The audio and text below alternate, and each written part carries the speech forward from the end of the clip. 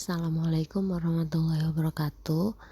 Di pertemuan kali ini kita akan membahas tentang mengkonstruksi nilai-nilai dalam teks cerita sejarah. Nah, ada apa aja dalam nilai-nilai teks sejarah tersebut? Itu ada 5. 1. Nilai budaya. Kedua, nilai sosial. Ketiga, nilai moral. Keempat, nilai keagamaan. Dan yang terakhir yaitu nilai pendidikan. Kita akan bahas kelima nilai tersebut. Nah, langsung saja yang pertama yaitu nilai budaya.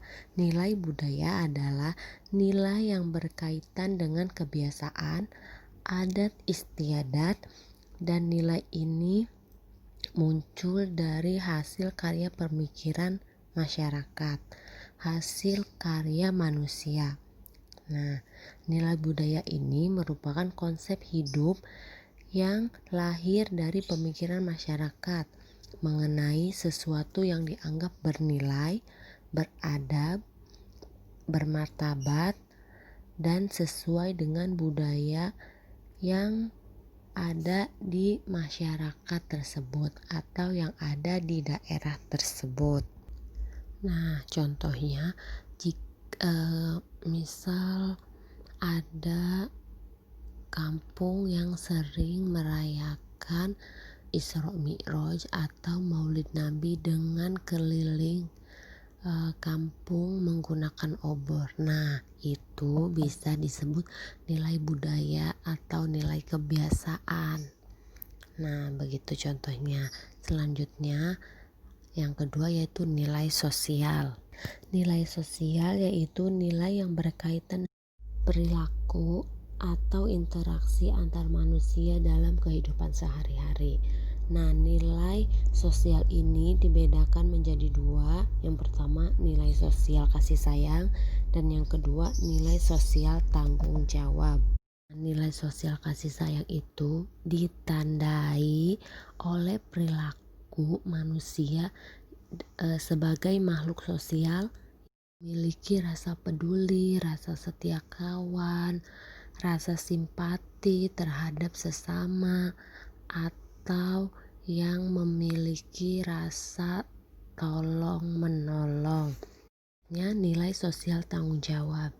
Biasanya peran dalam teks cerita sejarah jika seseorang mempunyai nilai sosial tanggung jawab, dia akan memikul atau menanggung kewajiban akan suatu hal.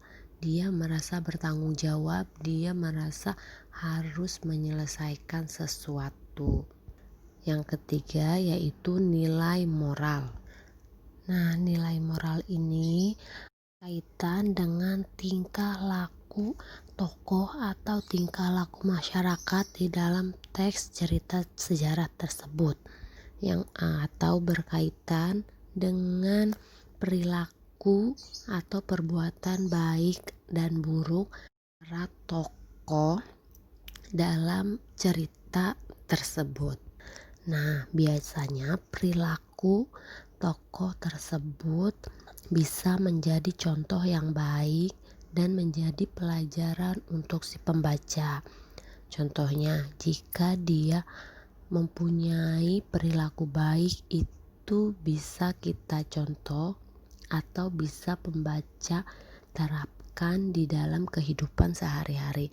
Nah, sebaliknya, jika si pelaku atau tokoh dalam cerita tersebut mempunyai perilaku negatif atau mempunyai perilaku yang buruk, itu bisa sebagai pelajaran kita di kehidupan yang nyata ini. Nah, selanjutnya nilai keagamaan atau nilai religius, yaitu nilai yang berkaitan dengan ajaran agama, yaitu berkaitan antara manusia dengan Tuhannya. Biasanya nilai keagamaan ini menceritakan tentang para tokoh yang taat kepada Tuhannya, atau kehidupan yang penuh kebahagiaan karena ketaatannya, ataupun kepasrahan tokoh dalam teks cerita sejarah tersebut. Nah, yang terakhir yaitu nilai pendidikan. Biasanya sebuah cerita itu pasti mengandung nilai pendidikan. Maksudnya nilai yang bisa kita ambil untuk di dalam kehidupan nyata. Nah, si pembaca bisa mengambil pelajaran dari cerita yang mereka baca atau perubahan tingkah laku dari tingkah laku yang kurang baik ke tingkah laku yang baik.